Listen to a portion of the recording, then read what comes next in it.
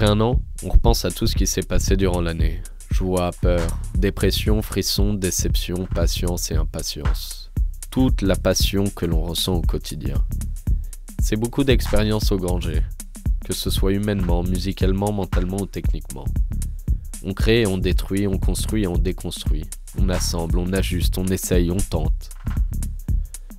La toute première sortie Saint-Thérapie de notre ami Vadim Svoboda a ouvert la voie à certains. Il l'ouvrira encore à bien d'autres. C'est le cas du Hollandais Roger Gerritsen par exemple, maître dans l'art de conter des histoires, en atteste son diptyque Lunar Faces.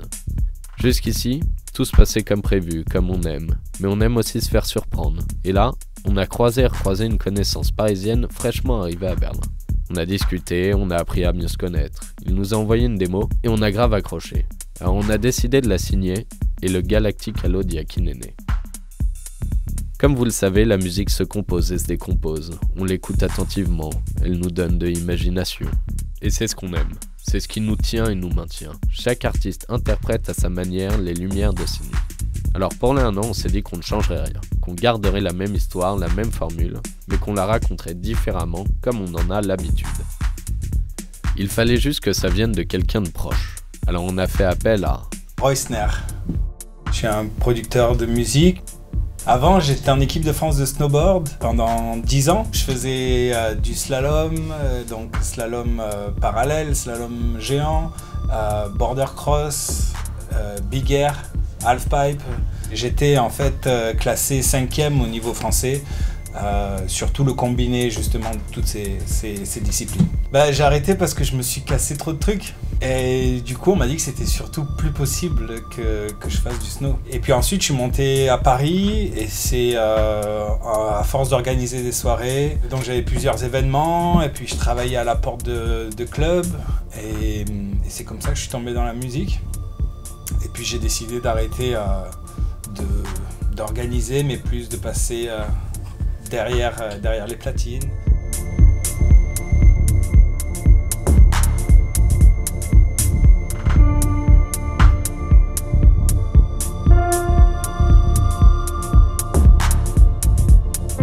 Avec Reusner, on s'est connus, on ne sait plus. Par un ami, oui, mais par qui alors là?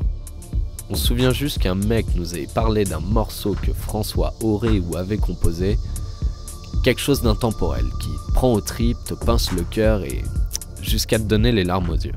Bref, le genre de morceau qui, quand tu écoutes, tu te demandes comment le mec a fait. Ça faisait 2 semaines que j'étais pas venu au studio.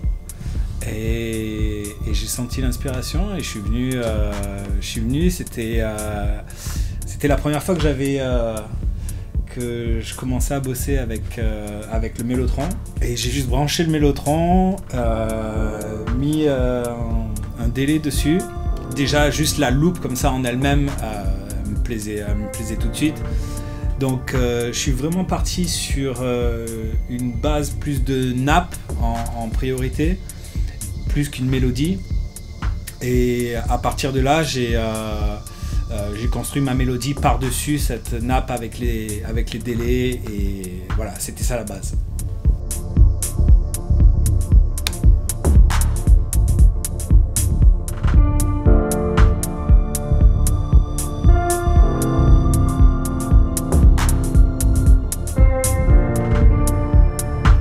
Ah si, ça y est, on a retrouvé le nom de celui qui nous a branchés avec le piano roll de François.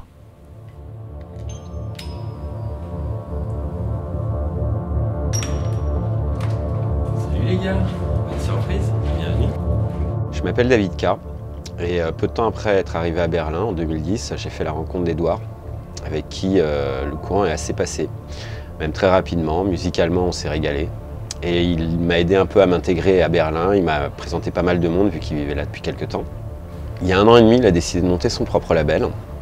J'ai tout de suite été séduit par l'esthétique sonore et visuelle aussi, l'implication qu'il y mettait. J'ai rencontré peu de gens dans ce milieu depuis pas mal d'années qui étaient aussi impliqués dans leur label.